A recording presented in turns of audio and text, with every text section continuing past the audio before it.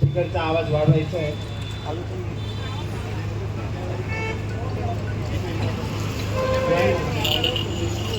अपवित्र पवित्रो वा सर्वावस्थांगो वा स्मरे पुंडई वा सर्वावस्थांगो वा स्मरे पुंडई काशसभाय अभ्यंतरश्चे सर्वं श्चे हे भोश्चे हे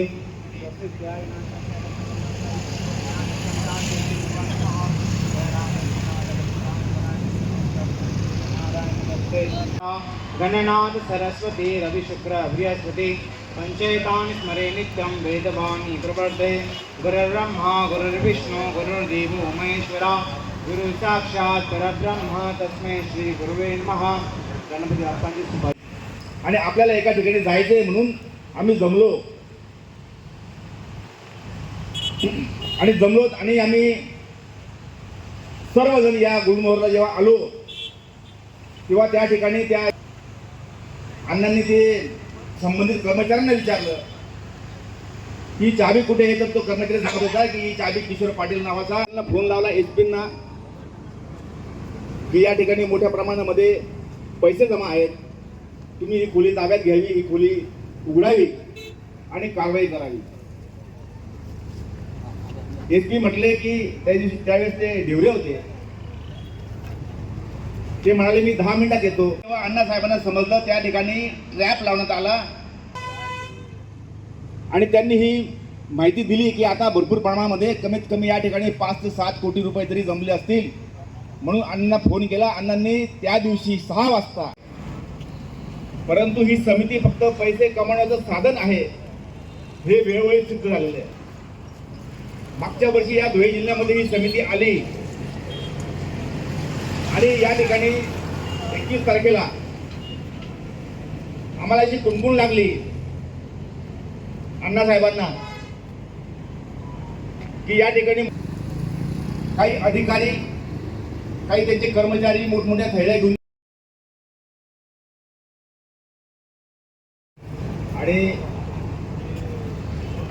गेल्या मागच्या वर्षी 21 तारखेला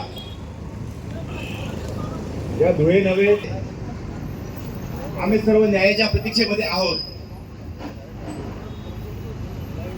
आणि म्हणून या ठिकाणी आम्ही वरची साध्य करण्याचा, शासनाला जागा करण्याचा, लक्ष वेधण्याचा प्रयत्न या कार्यक्रमाच्या माध्यमातून करत आहोत.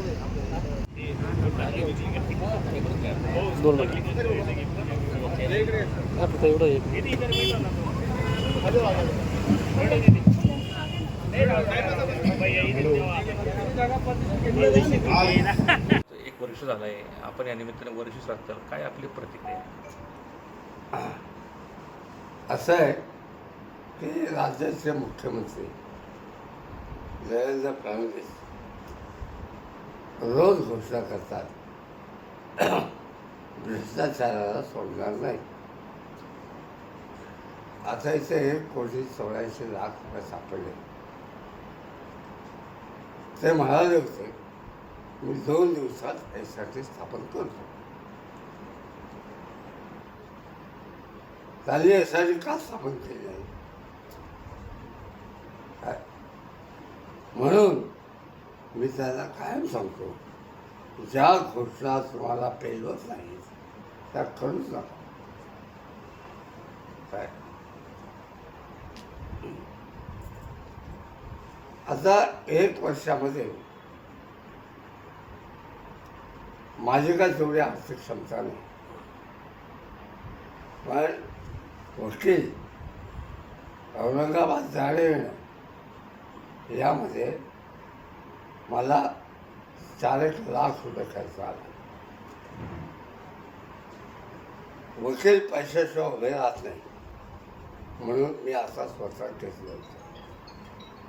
काय सरकारच्या वकिलांनी धुळे न्यायालयापासून माननीय उच्च न्यायालयापर्यंत किशोर पाटलांची म्हणजे आरोपी नंबर 1 याची पाठराखण केली आहे. त्या भावनेचा उद्वेग म्हणून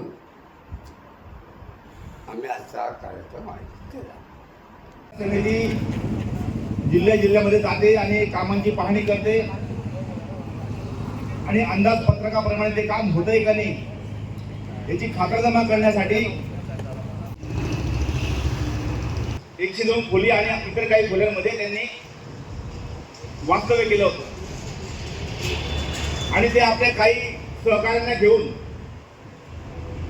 आरडीसी शेलार असेल किंवा आरटीओ ऑफिस असेल, महानगरपालिका, मोठे मोठे जे कार्यालय आहेत तिथून जास्तीत जास्त फंड जमा होऊ शकतो, लाच जमा होऊ शकते